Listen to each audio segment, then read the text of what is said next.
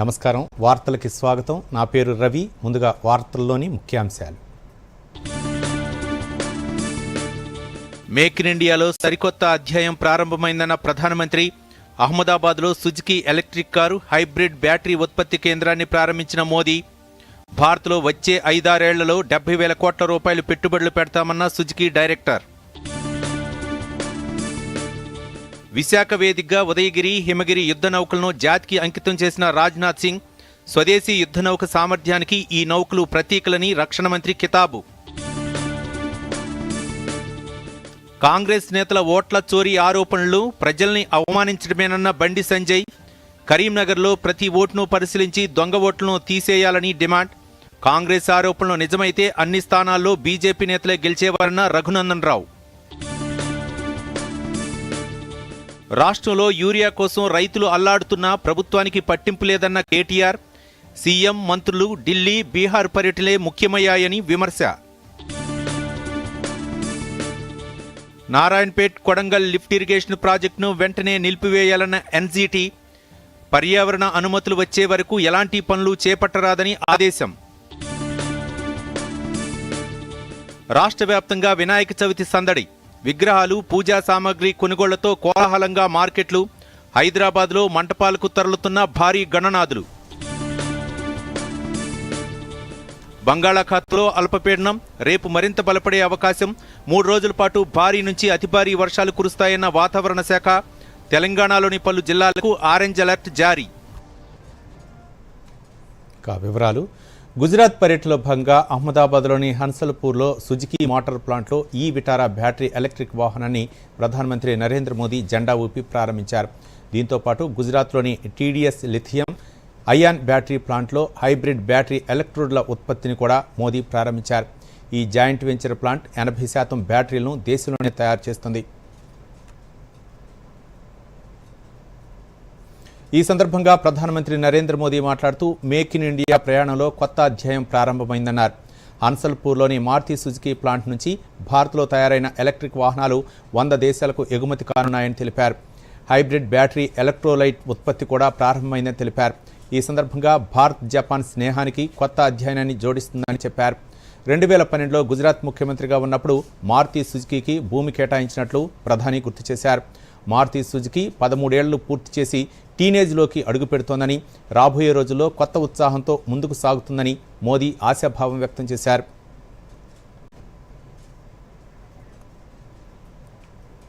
गणेश उत्सव के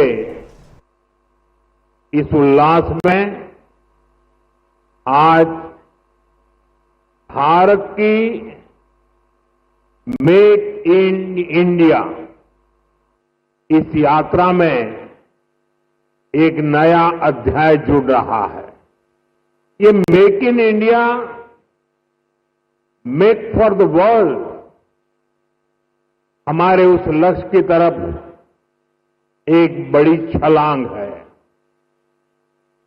आज से भारत में बने इलेक्ट्रिक व्हीकल्स 100 देशों को एक्सपोर्ट किए जाएंगे साथ ही आज हाइब्रिड बैटरी इलेक्ट्रोड मैन्युफैक्चरिंग भी स्टार्ट हो रही है आज का ये दिन भारत और जापान की फ्रेंडशिप को भी नया आयाम दे रहा है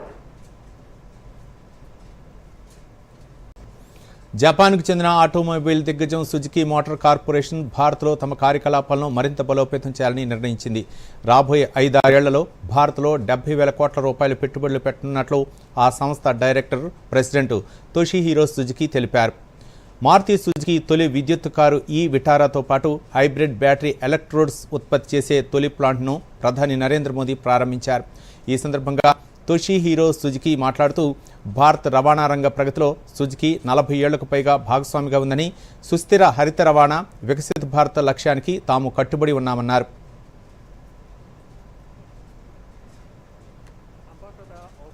Gujarat facilities serving customers across India and global market will shortly become one of the world's largest automobile manufacturing hubs with a planned capacity of 1 million units. Further, we chose this facility to manufacture the eVitara, our first BEV, and made it as global production hub for this model. We will export this made in India BEV to over 100 countries, including Japan and Europe. Operation Sindoor ఇంకా ముగియలేదని రక్షణ శాఖ మంత్రి రాజ్నాథ్ సింగ్ పునరుద్ఘాటించారు. కొత్తగా తయారు చేసిన Udayagiri F-35, హిమగిరి F-34 యుద్ధ నౌకలను విశాఖపట్నంలో ఏర్పాటు చేసిన కార్యక్రమంలో రాజ్నాథ్ సింగ్ జాతికి అంకితం చేశారు. ఈ నౌకలను డిజైన్, స్టెల్త్, ఆయుధాలు, సెన్సార్ వ్యవస్థలో అత్యాధునిక సాంకేతికతతో తయారు చేశారు. దేశంలోని వేర్వేరు షిప్ యార్డుల్లో నిర్మించిన 2 ఫ్రంట్ లైన్ సర్ఫేస్ యుద్ధ నౌకలను ఒకేసారి జాతికి అంకితం చేయడం ఇదే ప్రథమం. బ్లూ వాటర్ పరిస్థితిలో రక్షణ బాధ్యతలు నిర్వర్తించే సామర్థ్యం ఈ నౌకల సొంతం. ఈ సందర్భంగా రాజ్నాథ్ సింగ్ మాట్లాడుతూ భారత రక్షణ రంగంలో ఈ 2 నౌకలు బహుళ పాత్రలో పోషించనున్నాయన్నారు. స్వదేశీ యుద్ధ నౌక సామర్థ్యానికి ఈ నౌకలు ప్రతీకలని, ఆత్మనిర్భర్ భారత్కి ఇవి నిదర్శనమన్నారు. సాంకేతిక పరిజ్ఞానం ఈ నౌకల తయారీలో ప్రతిబింబిస్తోందని, 2050 నాటికి 200 యుద్ధ నౌకలను నిర్మిస్తామని రక్షణ శాఖ మంత్రి రాజ్నాథ్ సింగ్ తెలిపారు.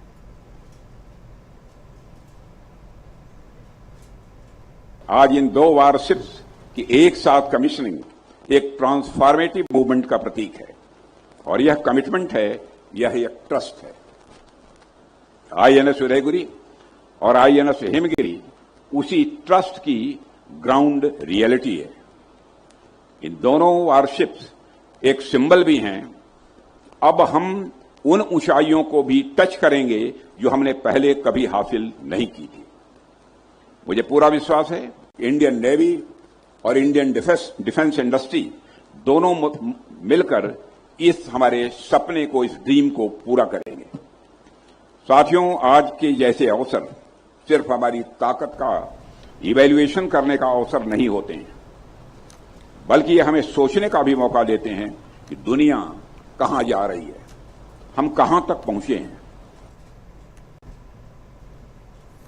ఓట్ల చోరీ అంటూ కాంగ్రెస్ నేతలు చేస్తున్న ఆరోపణలు అర్ధరహితమని కేంద్ర మంత్రి బండి సంజయ్ అన్నారు.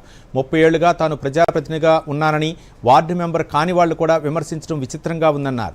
ఇటీవల టీపీసీసీ అధ్యక్షుడు మహేష్ కుమార్ గౌడ్ చేసిన ఆరోపణ నేపథ్యంలో బండి సంజయ్ స్పందించారు.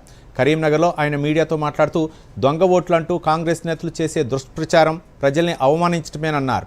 రాష్ట్రంలో కాంగ్రెస్ ప్రభుత్వం అధికారంలోకి వచ్చాక పంచాయతీలకు 1 పైసా నిధులు కూడా విడుదల చేయలేదని విమర్శించారు. కరీంనగర్లో ప్రతి ఓటు పరిశీలించి దొంగ ఓట్లు తీసివేయాలని బండి సంజయ్ డిమాండ్ చేశారు. రోహింగ్యాల విషయంలో ఓటు బ్యాంకు రాజకీయాలు చేస్తున్నారని, దేశం ముఖ్యమో ఓటు బ్యాంకు ముఖ్యమో కాంగ్రెస్ నేతలు తేల్చుకోవాలన్నారు బండి సంజయ్.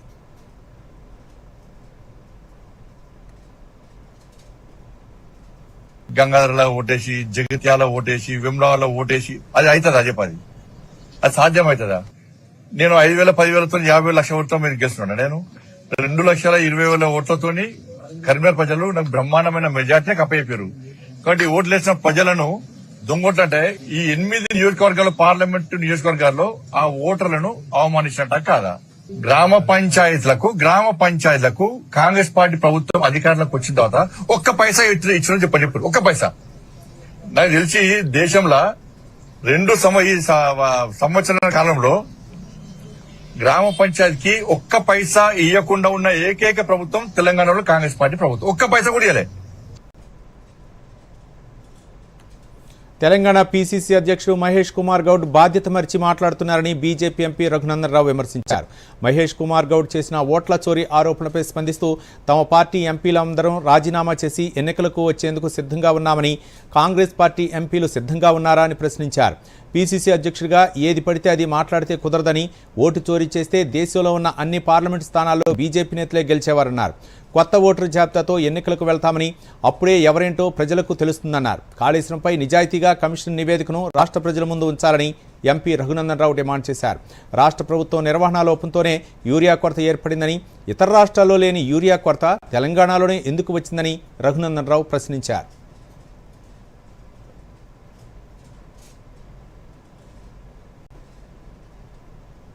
పార్లమెంట్కి జరిగిన ఎన్నికలలో కొన్ని చోట్ల మీరు ఓటు చోరీ అయింది అన్నారు. నేను అంటున్నా కొన్ని చోట్ల కాదు, అన్ని చోట్ల అయింది. నువ్వు చెప్పిందే కరెక్ట్ అన్నా.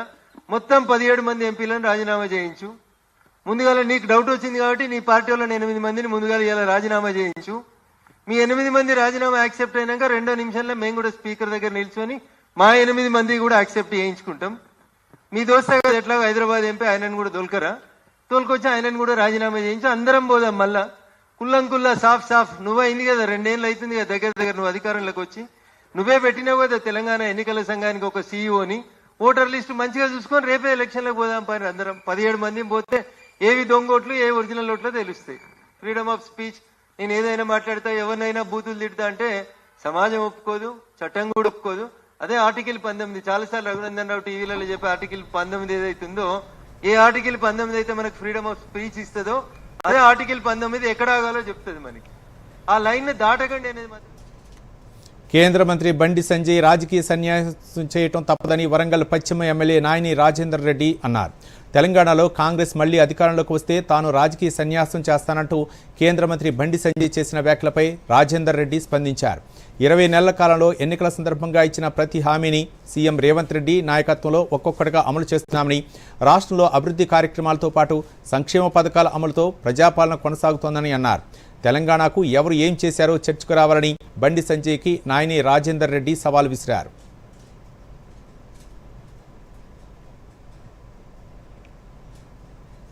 రాష్ట్రంలో రైతులు యూరియా కొరతతో అల్లాడుతుంటే ముఖ్యమంత్రులు మంత్రులు ఎక్కడున్నారని బీఆర్ఎస్ వర్కింగ్ ప్రెసిడెంట్ మాజీ మంత్రి కేటీఆర్ ప్రశ్నించారు. సమస్యలు ఇక్కడ ఉంటే సీఎం మంత్రులు ఢిల్లీలో బీహార్లో ఉంటారా అని ఎక్స్ వేదికగా నిలదీశారు. బీహార్లో రాహుల్ గాంధీ ఆధ్వర్యంలో జరుగుతున్న ఓటు అధికార యాత్రలో తెలంగాణ నాయకులు పాల్గొనడంపై కేటీఆర్ విమర్శించారు. కేంద్రం నుంచి యూరియాను కాంగ్రెస్ ఎంపీలు తేలేరని, బీజేపీ ఎంపీలు అడగలేరని ఆరోపించారు.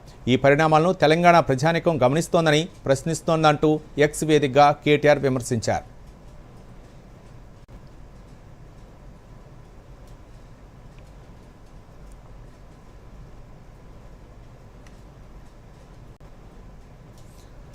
బాలికపై అత్యాచారం కేసులో నల్లగొండ ఫోక్సో కోర్టు సంచలన తీర్పు వెల్లడించింది. 2021లో నమోదైన ఈ కేసులో ముద్దాయిగా తేలిన వ్యక్తికి 50 ఏళ్ల జైలు శిక్ష విధిస్తూ నల్లగొండ ఫోక్సో కోర్టు తీర్పునిచ్చింది.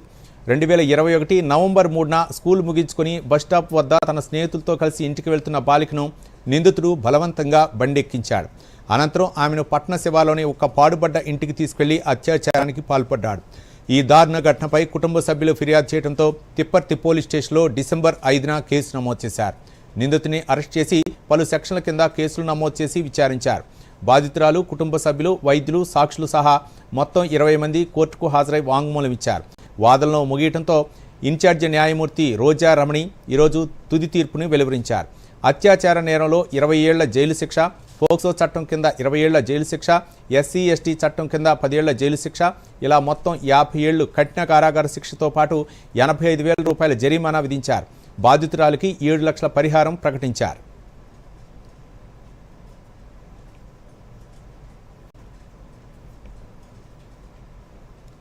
ఇప్పుడు ప్రకటనలు.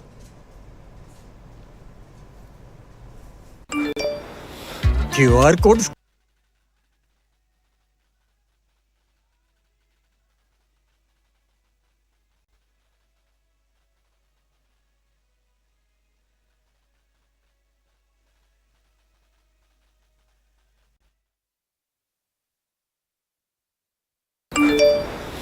క్యూఆర్ కోడ్ స్కాన్ చేయండి, 5,000 క్యాష్ బ్యాక్ పొందండి. అరే వా, భలేగుందే. చిక్కుకున్నాడు. యూపీఐ పిన్ ఎంటరింగ్ కేవలం డబ్బు పంపడానికేనా? ఆర్బీఐ అంటోంది. తెలివిగా ఆలోచించండి, అప్రమత్తంగా ఉండండి. మేము ఇంట్లో గుడ్లు పెట్టకుండా మమ్మల్ని ఎవరు ఆపలేరు. నేను ఆపగలను. నీకు తెలీదా మేము ఏడీస్ దోమలమని? మేము డెంగూ, చికెన్ గున్యా అని వ్యాపింపజేస్తాం. మాస్టర్ గారు స్కూల్లో డెంగూ నుండి నివారణ కోసం అన్ని వివరాలు చెప్పారు. అవునా బాబు, మాకే ఛాలెంజా? గుడ్డు తప్పకుండా పెట్టి పెట్టనివ్వను. అయ్యో, ఇక్కడంతా శుభ్రంగా ఉంది. డెంగూ నుండి నివారణ కోసం కూలర్ లోని నీళ్లను ప్రతి వారం మార్చండి. బకెట్ ఇంకా ట్యాంకులని చాలా జాగ్రత్తగా మూసిపెట్టండి. మొత్తం శరీరం నిండా బట్టలు వేసుకోండి. దోమలు కుట్టకుండా క్రీమ్, కాయిల్ లేదా అగరబత్తిని ఉపయోగించండి. డెంగూతో పోరాటం అంటే డెంగూ నుండి ముక్తి.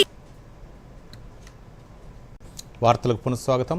నారాయణపేట్ కొడంగల్ లిఫ్ట్ ఇరిగేషన్ ప్రాజెక్టును వెంటనే నిలిపివేయాలని నేషనల్ గ్రీన్ ట్రిబ్యునల్ రాష్ట్ర ప్రభుత్వాన్ని ఆదేశించింది. ఎన్విరాన్మెంట్ క్లియరెన్స్ వచ్చే వరకు ఎలాంటి పనులు చేపట్టరాదని స్పష్టమైన ఆదేశాలు జారీ చేసింది. దీంతో ముఖ్యమంత్రి రేవంత్ రెడ్డి నియోజకవర్గంలో ఉమ్మడి మహబూబ్ నగర్ జిల్లా పరిధిలోని నారాయణపేట్ కొడంగల్ నియోజకవర్గాల్లో నీటిపారుదల సౌకర్యాలు కల్పించేలా చేపట్టున్న ప్రాజెక్టులు పనులు నిలిచిపోనున్నాయి. ఈ లిఫ్ట్ ఇరిగేషన్ ప్రాజెక్టులో కానుకుర్తి రిజర్వాయర్ అత్యంత కీలకం కాగా రిజర్వాయర్ను 2 దశల్లో నిర్మించేందుకు ప్రణాళికలు సిద్ధం చేశారు. కానుకుర్తి రిజర్వాయర్ను నిర్మించి దాని సామర్థ్యాన్ని పెంచడం ద్వారా 2 దశల్లో ఎత్తిపోతల పథకాన్ని అమలు చేయాలని ప్రభుత్వం భావిస్తోంది. నారాయణపేట్ కొడంగల్ మక్తల ప్రాంతాల్లోని కరువు పీడిత భూములకు సాగునీరు అందించడం, కృష్ణానది నుంచి నీటిని ఎత్తిపోసి నీటిపారుదల సౌకర్యం కల్పించాలని సర్కార్ యోచిస్తోంది. ఇందుకోసం Narayanpet Kodangal lift irrigation project నిర్మాణానికి అధికారులు సర్వే చేపట్టగా స్థానిక రైతుల నుంచి వ్యతిరేకత వ్యక్తమవుతోంది.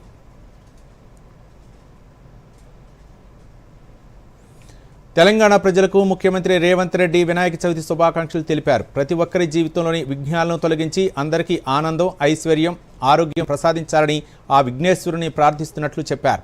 వాడవాడలా వెలిసే గణేష్ మండపాల్లో భక్తి శ్రద్ధలతో పూజలు నిర్వహించుకోవాలని కోరారు.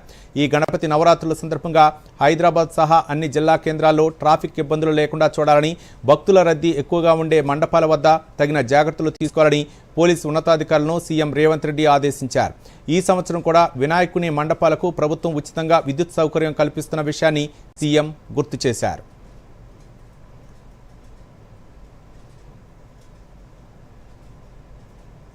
హైదరాబాద్లో గణేష్ చతుర్థి సందడి ప్రారంభమైంది. విగ్రహాలు, పూజా సామాగ్రి కొనుగోలుతో నగర వీధులన్నీ సందడిగా మారాయి. చిన్న చిన్న విగ్రహాలు మొదలుకొని భారీ విగ్రహాలు మండపాలకు తరలుతున్నాయి. ఓవైపు నగరంలో వర్షం పడుతుండటం, మరోవైపు విగ్రహాల తరలింపుతో పలుచోట్ల ట్రాఫిక్కు అంతరాయం కలుగుతోంది. ఈ నేపథ్యంలో ట్రాఫిక్ పోలీసులు నగరవాసులకి కీలక సూచనలు జారీ చేశారు. వర్షం కురుస్తున్నందున వ్యక్తిగత వాహనాలకు బదులుగా ప్రజా రవాణాను ఉపయోగించుకోవాలని సూచించారు. మరోవైపు ఆయా పోలీస్ స్టేషన్ల పరిధిలో ఏర్పాటు చేసిన కంట్రోల్ రూమ్లు ఏర్పాటు చేసి పరిస్థితిని గమనిస్తున్నారు. ఆకాశంలో ఎగురుతున్న డ్రోన్ల ద్వారా పరిస్థితిని పర్యవేక్షిస్తున్నారు పోలీసులు.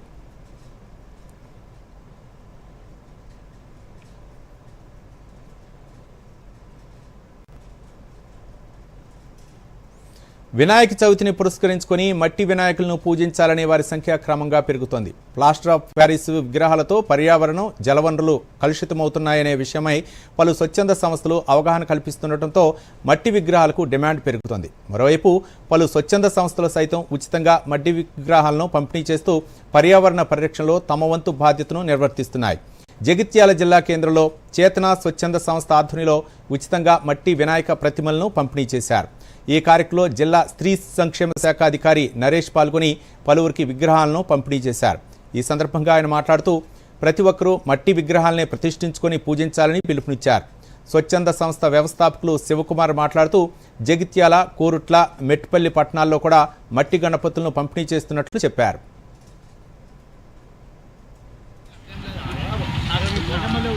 గణపతి విగ్రహాన్ని ఇన్ని రోజుల వరకు మనం ప్లాస్టర్ ఆఫ్ ప్యారిస్ వల్ల చేయడం వల్ల పర్యావరణానికి ఎంతో హాని కలుగుతుంది. మరి మట్టి వినాయకులని సాంప్రదాయబద్ధంగా మనం పూజ చేసుకోవాలనే ఉద్దేశంతో చేతనా సంస్థ వారు ఈరోజు జగిత్యాల పట్టణంలో మట్టి వినాయకుల ద్వారా మీ యొక్క భక్తి ప్రపత్తులు చాటాలని, అందరికీ కూడా ఉచితంగా మట్టి వినాయకులను ఇవ్వడానికి ఈ కార్యక్రమాన్ని చేపట్టారు. వారికి జిల్లా సంక్షేమాధికారిగా వారికి ధన్యవాదాలు, అభినందనలు తెలియజేస్తూ ప్రతి ఒక్కరు కూడా మట్టి వినాయకుల్ని పూజించి మట్టి వినాయకుల్ని తమ సమీప చెరువుల్లో నిమజ్జనం చేయాలని ఈ సందర్భంగా కోరుతూ ప్రతి ఒక్కరూ పర్యావరణాన్ని కాపాడాలని కోరుతున్నాను. కాలుష్యరహిత పర్యావరణాన్ని అందించడానికి మేము మా వంతు దాతల సహకారంతో మా వంతు కృషి చేస్తున్నాము. ప్లాస్టర్ ఆఫ్ ప్యారిస్ వాడడం వల్ల పర్యావరణానికి కాకుండా మానవాళికి కూడా ఎంతో ప్రమాదం ఉంది. కాబట్టి ప్రతి ఒక్కరు కూడా గణపతిని పూజించే వారు ప్రతి ఒక్కరు కూడా మట్టి వినాయకుడిని పూజించాలనే ఉద్దేశంతో ప్రజలకు అవగాహన కల్పించడానికి మా వంతు సహాయంగా కృషి చేస్తున్న మట్టి వినాయకుడిని ప్రతి ఒక్కరూ పెట్టుకొని పూజించే విధంగా దాని ద్వారా ఈరోజు మేము జగిత్యాల పట్టణంలోనే కాకుండా మెట్పల్లిలో మరియు కొట్లలో కూడా మట్టి వినాయకుడిని పంపిణీ చేస్తున్నాం. ఇప్పుడు ప్రకటనలు.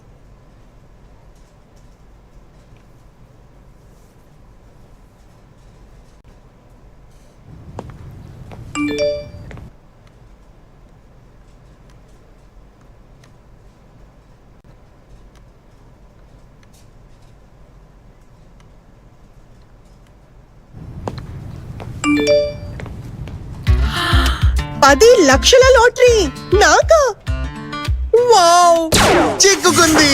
బూటకపు ఆఫర్ల పట్ల అప్రమత్తంగా ఉండండి. ఆర్బీఐ అంటోంది తెలివిగా ఆలోచించండి, అప్రమత్తంగా ఉండండి. హలో, ఈ కాల్ ట్రై నుంచి చట్ట వ్యతిరేక కార్యకలాపాల కారణంగా మీ నంబర్ 2 గంటల్లో బ్లాక్ చేయబడుతుంది. మరింత సమాచారం కోసం 1 నొక్కండి. ఇది ఫ్రాడ్ కాల్ అయి ఉండొచ్చు. ట్రై ఎప్పుడు మీకు ఈ విధంగా కాల్ చేయదు. ఫ్రాడ్ కి బలి కాకండి, సురక్షితంగా ఉండండి. ఇలాంటి ఫ్రాడ్ కాల్ కి ట్రీట్మెంట్ 1930 లేదా సైబర్ క్రైమ్ వెబ్సైట్ లేదా ట్రై డిఎండి యాప్ ద్వారా ఇలాంటి కాల్స్ ని రిపోర్ట్ చేయండి. గుర్తుంచుకోండి, ఏదైనా కాల్ ట్రై ద్వారా మీ నంబర్ ను బ్లాక్ చేస్తామని, టవర్ ను ఇన్స్టాల్ చేయడానికి అనుమతి కోసమని, డిజిటల్ అరెస్ట్ చేస్తామని లేదా మీ బ్యాంకు ఖాతాను తనిఖీ చేస్తామని బెదిరించేదైతే అది నకిలీది. ట్రై అలా ఎప్పుడు కాల్ చేయదు. మోసగాళ్లు ఎల్లప్పుడూ మిమ్మల్ని ట్రాప్ చేయడానికి ప్రయత్నిస్తారు. కానీ ఆలోచించండి, అర్థం చేసుకోండి, అప్రమత్తంగా ఉండండి, ఇంకా రిపోర్ట్ చేయండి. వార్తలకు పునఃస్వాగతం. పర్యావరణాన్ని రక్షించేందుకు మట్టి విగ్రహాలను పూజించేందుకే తొలి ప్రాధాన్యత ఇవ్వాలని పెద్దపల్లి ఎమ్మెల్యే విజయరమణారావు పిలుపునిచ్చారు. పెద్దపల్లి జిల్లా కేంద్రంలోని పురపాలక సంఘం ఆధ్వర్యంలో జూట్ బ్యాగులతో పాటు విగ్రహాలను పంపిణీ చేశారు. ఈ కార్యక్రమంలో పాల్గొన్న ఎమ్మెల్యే మాట్లాడుతూ భారత సంప్రదాయం ప్రకారం ఏ కార్యక్రమం చేపట్టినా ముందుగా గణపతిని పూజిస్తామని, వినాయక చవితిని పురస్కరించుకొని గణపతిని ప్రతిష్ఠించుకొని పూజించుకుంటామన్నారు. మట్టి వినాయకుని ప్రతిష్ఠించుకొని పూజించడమే సరైనదని, ప్లాస్టర్ ఆఫ్ ప్యారిస్తో తయారైన విగ్రహాలతో పర్యావరణానికి హాని కలుగుతోందన్నారు ఎమ్మెల్యే.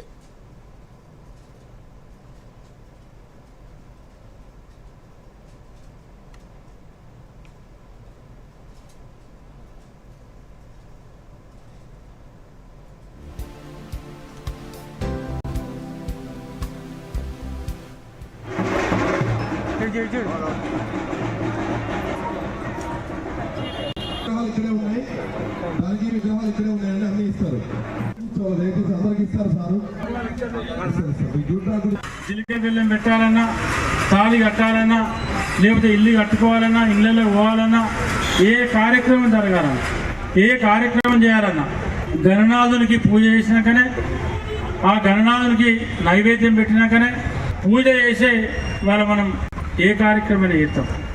ఇవాళ ఏ దేవాలయం పోయినా ఫస్ట్ విఘ్నేశ్వరునికి ఫస్ట్ మొక్కినాకనే ఆ దేవునికి పోయి మొక్కుతాం. రాష్ట్ర వ్యాప్తంగా 6 ఏళ్లుగా పెండింగ్లో ఉన్న 9 లక్షల దరఖాస్తులకు మోక్షం లభించింది. సాదా బైనామాల కింద కొనుగోలు చేసిన భూముల క్రమబద్ధీకరణలో నెలకొన్న న్యాయపరమైన చిక్కులు ఎట్టకేలకు తొలగాయి. పెండింగ్లో ఉన్న సాదా బైనామా అప్లికేషన్లు క్లియర్ చేసేందుకు హైకోర్టు గ్రీన్ సిగ్నల్ ఇచ్చింది. వీటిపై అభ్యంతరం వ్యక్తం చేస్తూ దాఖలైన రిట్ పిటిషన్ని డిస్మిస్ చేస్తూ న్యాయస్థానం తీర్పునిచ్చింది. దీంతో ఆర్ఓఆర్ 1971, ఆర్ఓఆర్ 2020 చట్టాల మధ్య నెలకొన్న సాంకేతిక సమస్యలతో ఇన్నేళ్లుగా అపరిష్కృతంగా ఉన్న దరఖాస్తులకు మోక్షం లభించనుంది. న్యాయపరమైన వివాదాలు తలెత్తే అవకాశమున్న దరఖాస్తు తీసుకున్నారు. మరోవైపు వాటిని పరిష్కరించేందుకు అవసరమైన చట్టంలోని అంశాలను తొలగించారు. దీన్ని సవాల్ చేస్తూ దాఖలైన కేసుపై 6 ఏళ్ల పాటు కోర్టులో విచారణ జరిగింది. తాజాగా హైకోర్టు జారీ చేసిన ఆదేశాల ప్రకారం భూభారత్ చట్టం కింద వీటిని పరిష్కరించేందుకు మార్గం సుగమమైంది.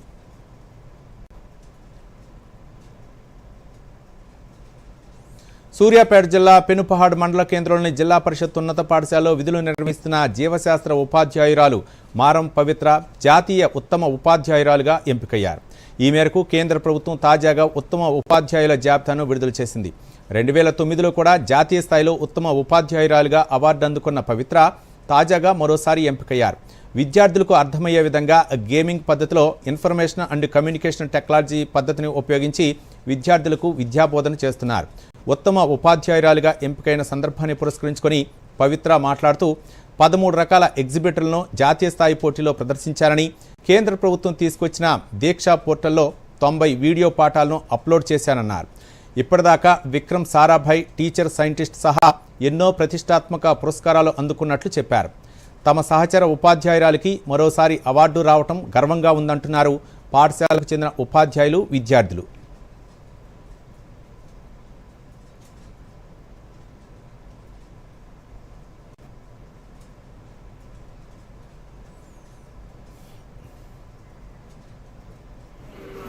జనరల్గా నాకు జాబ్ వచ్చిన దగ్గర నుంచి ఒక 2-3 ఇయర్స్ నాకు టైం పట్టింది. మన టీచింగ్ ప్రొఫెషన్లో ఏముంటుంది, యాజ్ అ టీచర్గా మనం ఏం చేయొచ్చు అనేది నాకు తెలుసుకోవడానికి.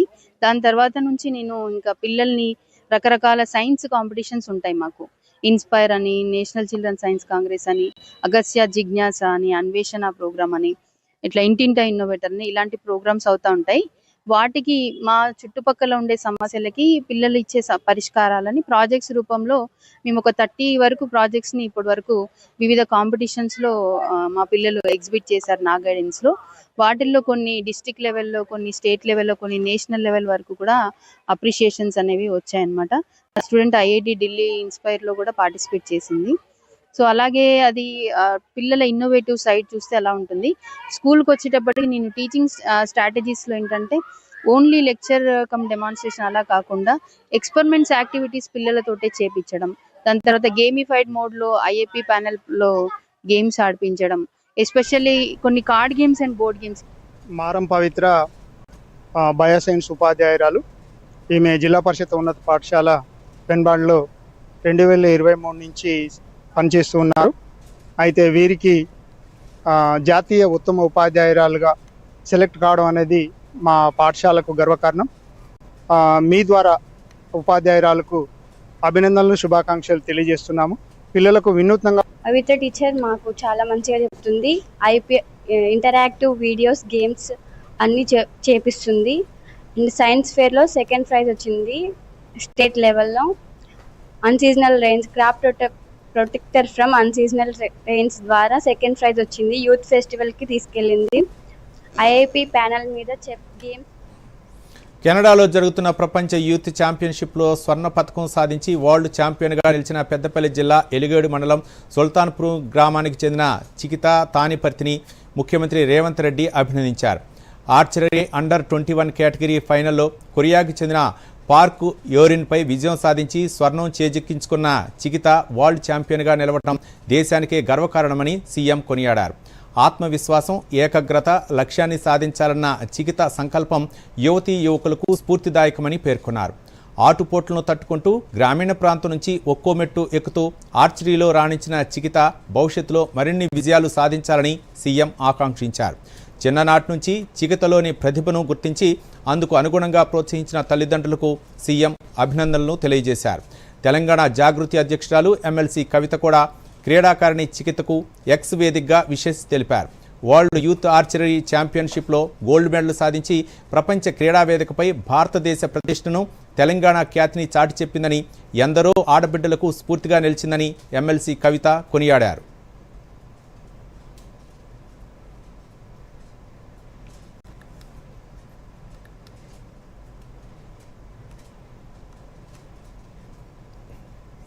ట్రంప్ టారిఫ్ల భయంతో దేశీయ మార్కెట్లు భారీగా పతనమయ్యాయి. మరికొద్ది గంటల్లో భారత్పై అదనపు సుంకాలు అమల్లోకి రానుండటం అంతర్జాతీయ మార్కెట్ల ప్రతికూల సంకేతాలతో సూచీలు మంగళవారం కుప్పకూలాయి.